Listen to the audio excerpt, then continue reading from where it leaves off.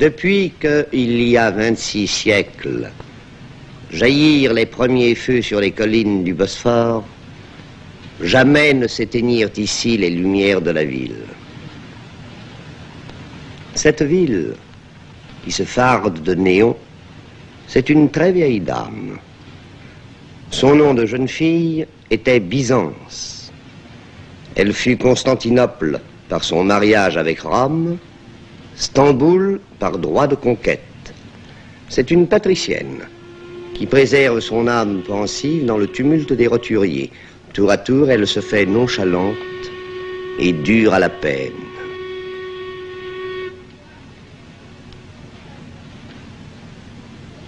Le portefaix cramoisi ou livide, illettré et musclé, la sirène des navires l'appelle à la tâche. Ici, nul effort n'aurait de sens s'il n'y avait le Bosphore. Les passeurs font la navette entre deux continents sans cesser d'être chez eux. Sur la corne d'or qui sépare la vieille Constantinople de l'ancienne cité franque, une passerelle est jetée et l'aigre cri des oiseaux de mer fait écho à la rumeur citadine.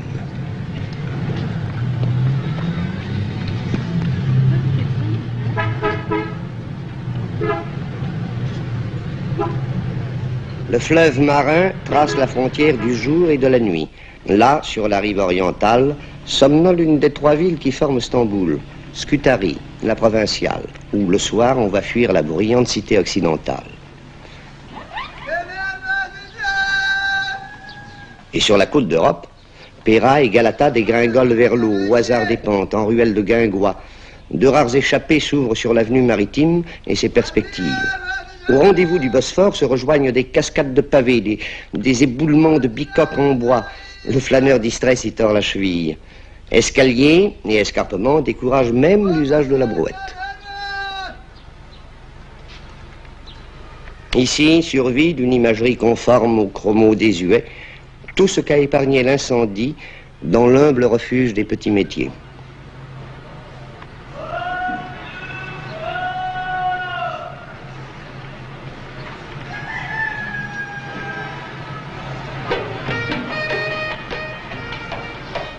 Abreuvé d'eau et de thé, l'indifférence s'assoupit là, au fil des heures.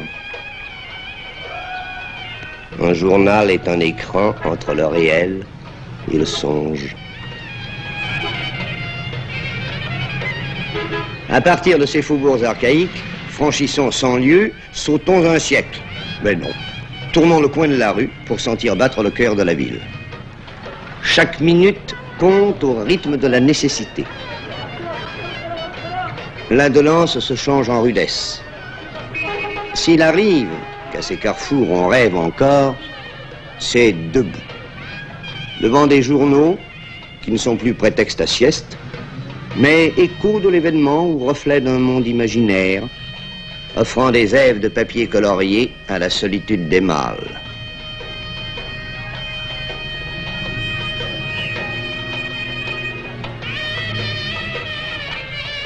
Dolmouche signifie complet. Cela se dit d'un taxi qu'on emprunte à plusieurs pour parcourir un même itinéraire et qui souvent est la propriété de plusieurs associés. Mais au volant, c'est chacun pour soi, à ses risques et périls. Tous les chauffeurs sont des champions, vous dit-on ici, en ajoutant les autres sont morts. C'est casse-cou. La ville est mal faite pour les accueillir. Les rares dégagements se referment sur des artères tracées au temps des fiacres. Condamné par l'urbanisme de demain, le haut de Péra reste le centre étriqué, incommode, d'un quartier d'affaires où 1900 se survit. La rue est masculine. La féminité y affirme sa présence prudemment. Les mères hésitent encore à user des droits depuis 30 ans acquis. Les filles, avec réserve, entrent dans le XXe siècle par le chemin des lycées. La loi, on la sent partout présente, obéit, discipline, désir d'ordre, notion neuve que la Turquie impose dans la rue, grave dans la pierre et le bronze. Atatürk, le fondateur, règne sur les quartiers neufs du Nord, où le glaive de la révolution militaire trace les perspectives de l'avenir.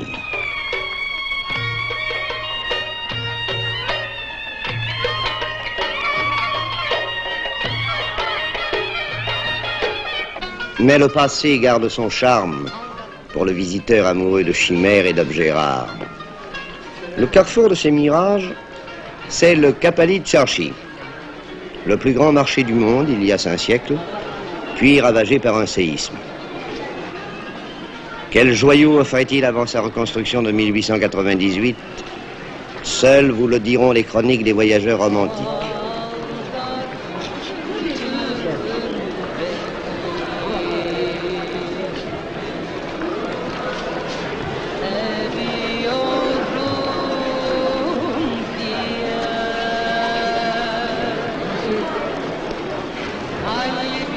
Ce qu'on vous y propose maintenant, la pacotille japonaise y tient autant de place que l'artisanat local ou la corporation des orfèvres.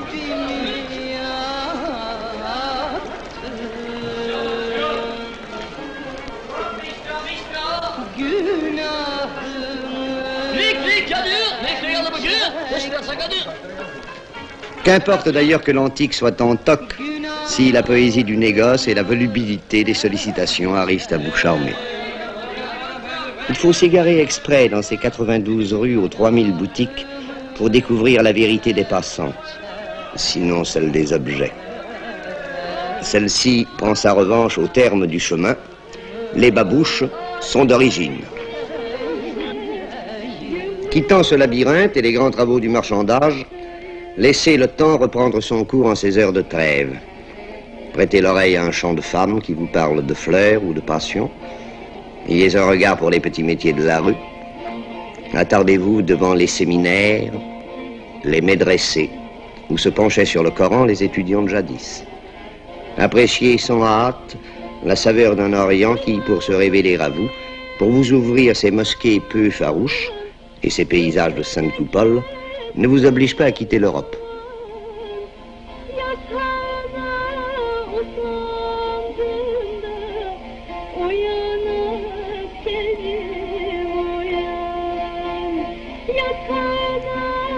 Plus rien ne presse. Ici, l'avenir ne se lit que dans le mar de café. Pour ces désœuvrés taciturnes, le présent s'écoule sans parole et sans rire, apparemment sans besoin, dans cette torpeur de l'esprit qu'on nomme le Kiev. Rien que des hommes. Aucune règle n'exclut leurs compagnes de ces rendez-vous moroses. La coutume les en écarte. La boisson usuelle est le verre de thé avant le café, la limonade, le jus de fruits et le raki. Mais cette anisette se consomme discrètement, sans excès. Les consommateurs ne cherchent pas de divertissement plus fiévreux que les joies paisibles du jaquet ou des dominos. Il leur suffit, semble-t-il, de ne rien faire, de ne penser à rien. La nuit, l'avenue de l'Indépendance, Istiklal Caddesi, prend l'allure d'une grande foire du trône en plus épicée ou d'un petit Broadway.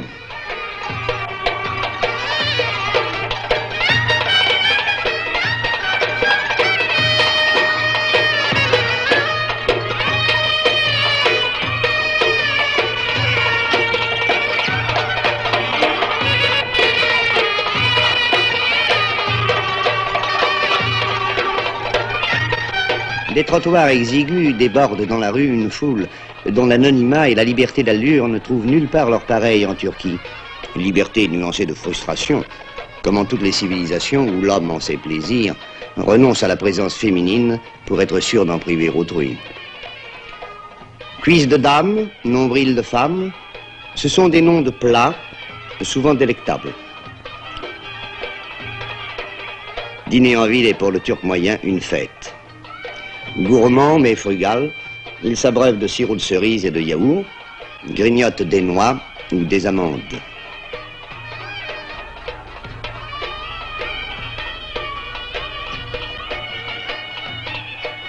Il raffole des fruits, dont les étalages jettent de vives couleurs dans la grisaille de la rue, une note d'abondance dans un décor de vie modeste.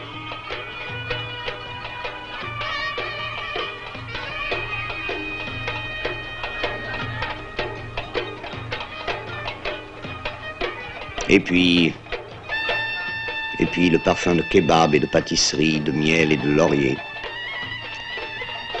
Cette odeur entêtante nous poursuit de boutique en boutique.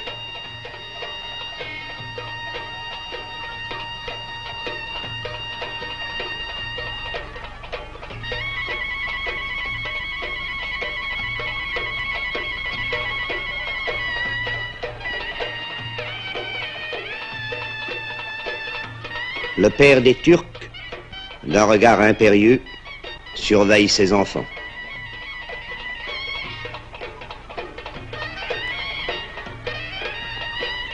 Efficacité, c'est le culte de ce pays autrefois nonchalant, où la publicité sait comment parler aux hommes, où l'autorité dompte sans faiblesse les penchants turbulents d'automobilistes qui se croiraient volontiers au volant d'un char d'assaut.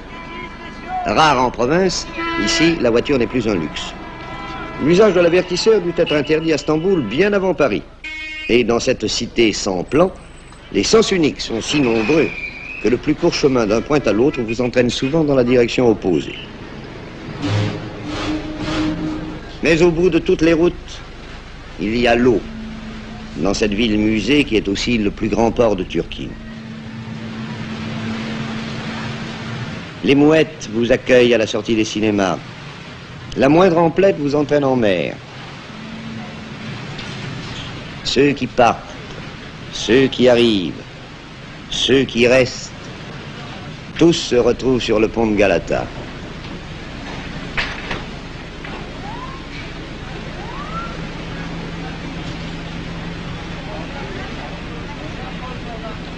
Privé de sa couronne, Istanbul règne encore avec ses marins et ses artisans sur une nation paysanne. Elle ne fait plus la loi, mais fait encore l'opinion et la mode. Jadis, les Grecs, pour désigner leur Constantinople, disaient simplement la ville, Istinbolin. Les Turcs ont repris le terme, subi le charme. Capitale déchue, métropole vivante, Istanbul reste pour eux la ville, la seule. Celle qui, depuis 26 siècles, a vécu tous les orages, mûri toutes les sagesses et n'a rien oublié.